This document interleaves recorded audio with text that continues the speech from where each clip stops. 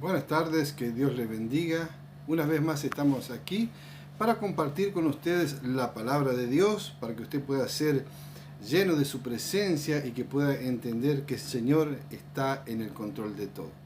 Me gustaría en esta tarde que usted tenga una Biblia a mano o si tiene el celular ahí donde puede abrir el aplicativo y compartir conmigo un pasaje de las Sagradas Escrituras que quiero hablar a todos ustedes que me van a ver a través de este video. Y está en el Evangelio de Marcos, capítulo 4, versículo 35.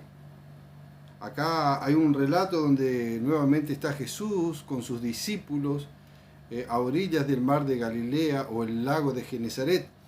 Dice la palabra del Señor así en el libro de Marcos, capítulo 4, versículo 35. Aquel día, cuando llegó la noche, le dijo: pasemos al otro lado. Y despidiendo a la multitud, le tomaron como estaba, en la barca, y había también con él otras barcas. Pero se levantó una gran tempestad de viento, y echaba las olas en la barca, de tal manera que ya se anegaba.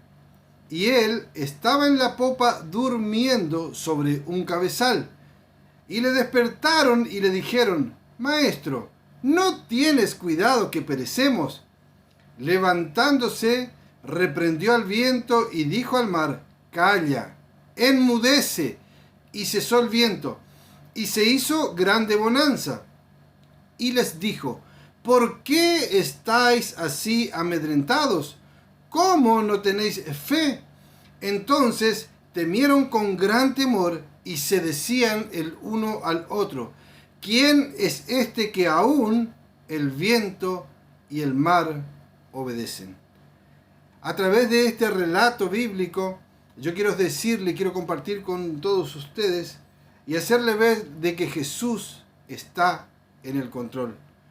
Cuando Jesús está en el control, pueden haber tempestades en nuestras vidas. Y de hecho llegan no tan solamente para estas tempestades para los ricos, sino también llegan para los pobres. Llega también para el analfabeto, llega también para el profesional, llega también para los jóvenes, para los adultos, para los ancianos. Muchas veces las tempestades llegan a nuestra vida, inclusive llegan para los creyentes, también para los incrédulos. Nadie está exento de pasar por una tempestad. Fíjense ustedes que cuando Jesús le dice que suban al barco, no había ningún tipo de tempestad.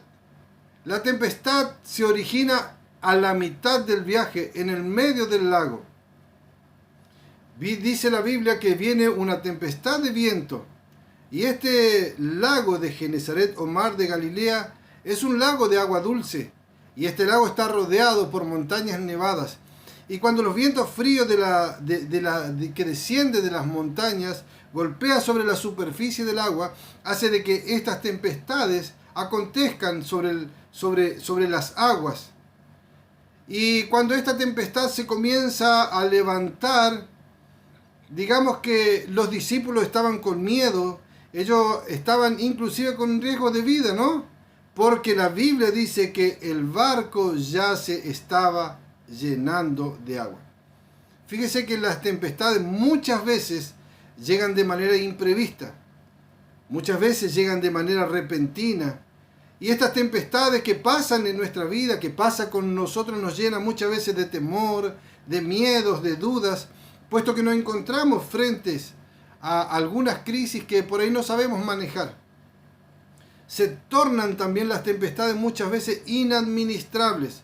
Fíjense que esta tempestad que acontece en el lago, digamos, con los discípulos, algunos de ellos conocían muy bien porque eran pescadores. Ellos estaban en un territorio, en un terreno donde ellos, digamos que de alguna manera habían estado en muchas oportunidades. Ellos intentaron, a pesar de todo, dice que gobernar el barco, pero ellos no tuvieron la capacidad de lograr el control de esta situación.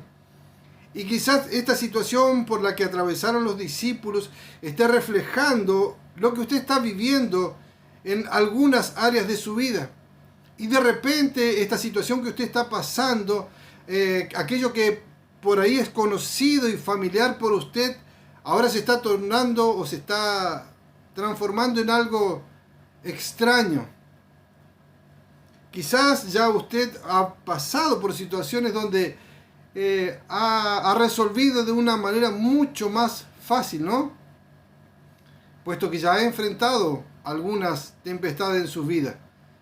Pero ahora quizás no esté consiguiendo el mismo resultado con los mismos métodos que usted utilizaba anteriormente, sino que está haciendo que las tempestades lo hagan retroceder.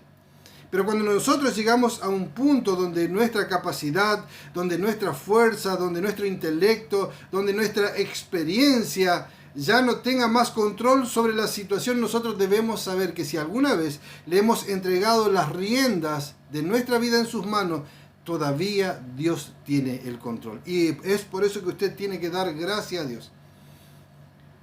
Como les he dicho, las tempestades muchas veces son inevitables. Y a veces también son producto de la desobediencia. Las tempestades pueden ser muy bien producto del pecado, pero también son pedagógicas e instructivas. ¿Sabe qué? Todo lo que nos pasa a nosotros contribuye para el bien de aquellos que aman a Dios. Si Dios está permitiendo que usted pase por una situación difícil, no es para que usted se aleje de Dios, sino es para que usted se acerque más al Señor. Fíjese que en este texto que nosotros compartimos podemos ver 3 preguntas diferentes.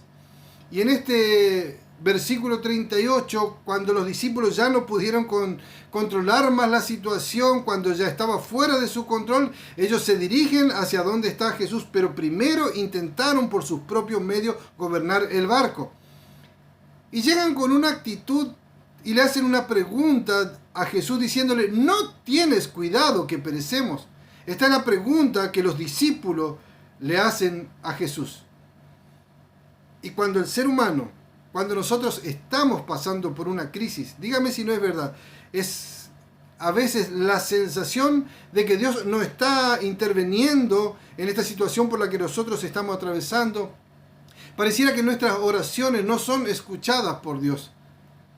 Pero déjeme decirle que muchas veces entender la voluntad de Dios en nuestra vida, aun cuando nosotros hagamos lo correcto, aún siendo obedientes, aún obedeciendo a la palabra, aún siendo apartados del mal, aún contribuyendo quizás para que la obra de Dios avance, nosotros no entendemos esta situación porque igual se levantan tempestades.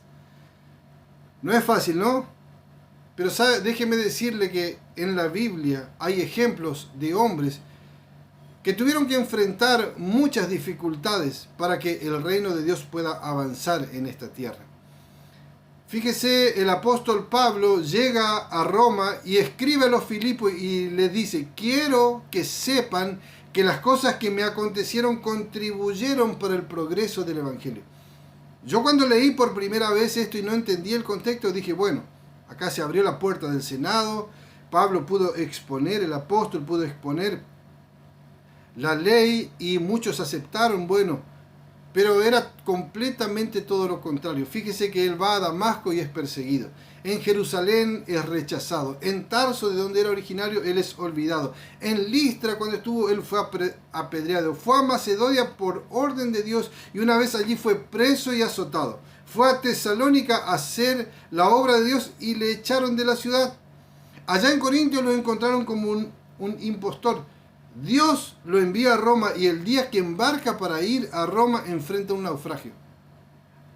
Y allá en la isla de Malta es picado por una cobra. Imagínese todas las cosas que tuvo que enfrentar Pablo. Y él decía, todas estas cosas son las que contribuyeron para el progreso del Evangelio.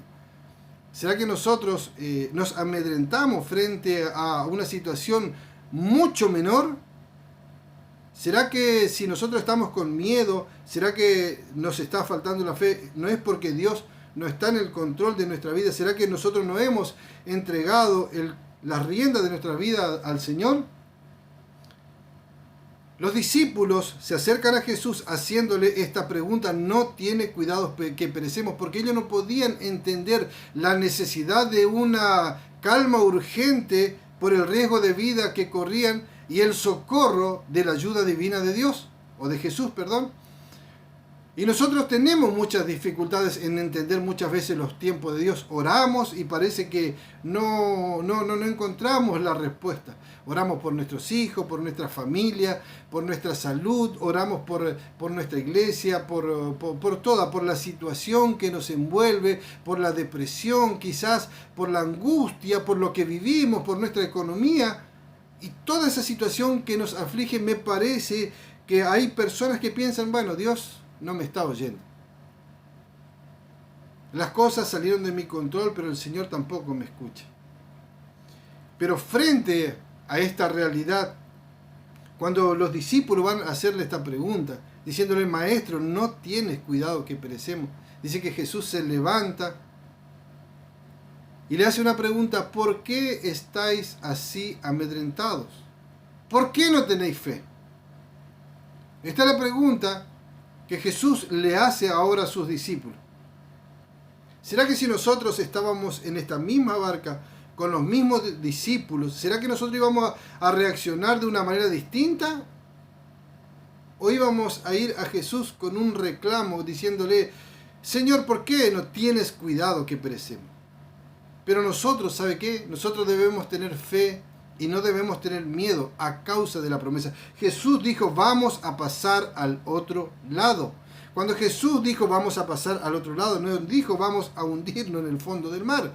Es por eso que muchas veces tenemos miedo, muchas veces tenemos temor y no tenemos fe porque no creemos en sus promesas. ¿Por qué nosotros debemos tener fe y no debemos tener miedo? A causa de la presencia de Dios. Si nosotros hemos dado el primer lugar al Señor en nuestra vida, nosotros debemos confiar plenamente que las promesas de Dios son sí y amén. Si Él está en el barco de nuestras vidas, no se puede hundir el barco. Él nos prometió estar con nosotros hasta la consumación de los tiempos. Entonces nosotros no tenemos que temer, nosotros debemos tener fe porque Él está en medio de la situación y Él nos va a permitir que la barca se hunda. Él nos va a permitir que los restos queden allá en el fondo del mar. ¿Por qué nosotros no debemos tener miedo y debemos tener fe? A causa de su presencia. Y a causa también de su presencia, no tan solamente, sino a causa de su poder. El versículo 40, ahora ya los discípulos se hacen una pregunta porque Jesús se levanta, reprende al viento y todo vuelve a la normalidad, ¿no es cierto? Y quedan tan asombrados los discípulos y ellos se hacen ahora una pregunta entre sí. ¿Quién es este que aún el viento y el mar le obedecen? Habiendo estado con Jesús durante mucho tiempo, habiendo oído sus mensajes, habiendo visto los milagros que Él hacía, teniendo la experiencia que ellos tuvieron, ahora se hacen una pregunta, ¿quién es este?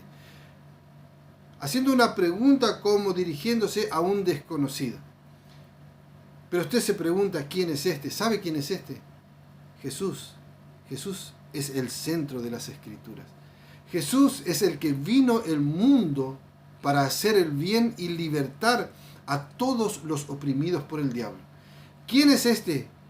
Jesús es aquel a quien Dios providenció para que muera en la cruz del Calvario, por tu vida y por mi vida. Es aquel que vertió toda su sangre en la cruz del Calvario para perdonarnos y darnos salvación. ¿Quién es este? Es aquel que resucitó de los muertos y está sentado a la diestra del Dios Padre. ¿Quién es este?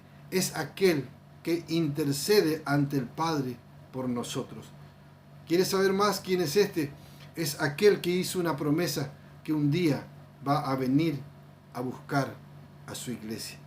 E iglesia, cuando digo iglesia, no estoy hablando de denominaciones, no estoy hablando de carteles, no estoy hablando de edificios, no estoy hablando de estructuras, no estoy hablando de instituciones.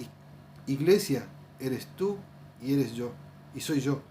Somos aquellos que hemos aceptado y que hemos creído en el nombre del unigénito Hijo de Dios.